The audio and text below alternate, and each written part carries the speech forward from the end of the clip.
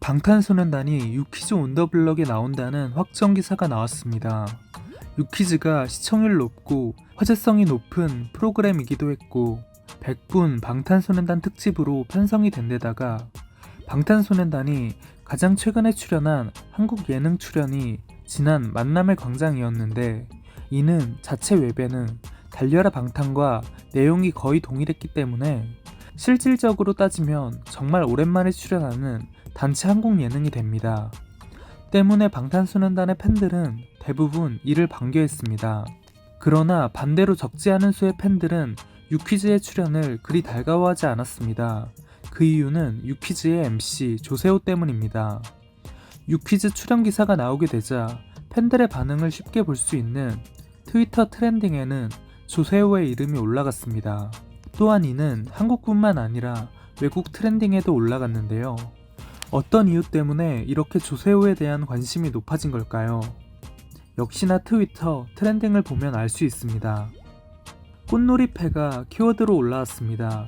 지난 2016년 방탄소년단 정국은 20살 꽃놀이패라는 예능 프로그램에 출연하게 됩니다.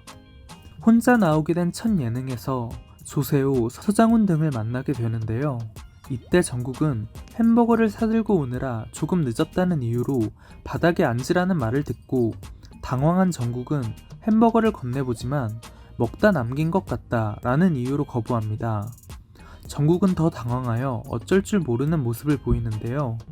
같은 자리에 있던 김민석과 유병재는 정국이 생각해서 사온 거니까 눈치 보면서 먹는데, 이걸 보고 조세호는 처먹냐고 합니다. 이날 하루 종일 정국은 조세호 등의 눈치를 보며 어쩔 줄 몰라 했습니다. 얼마나 눈치가 보였느냐면 꽃놀이패가 V앱 라이브로 진행되는 프로그램이라 생방송 V앱 중 패널에게 투표를 해 결과대로 꽃길, 흙길로 나뉘는 내용이었는데, 하투수가 적었던 조세호, 서장훈 등은 방송 내내 투표수 높았던 정국 위주의 전국 방송을 몇 번이나 외칩니다. 이에 정국은 개인캠을 보고서는 투표하지 말아달라고 부탁까지 하는데요. 정국은 무릎을 꿇은 채로 안절부절하여 댓글에서는 정국이 좀 편하게 앉아라 라는 말까지 나옵니다. 이것은 당시에도 큰 논란이 되어 기사도 여러 번 날 정도로 팬만은 정국이어서가 아니라 사람과 사람 간의 예의에서 크게 어긋난 것이었습니다. 현재까지도 팬들은 꽃놀이패를 다시는 보지 않는다고 말할 정도인데요.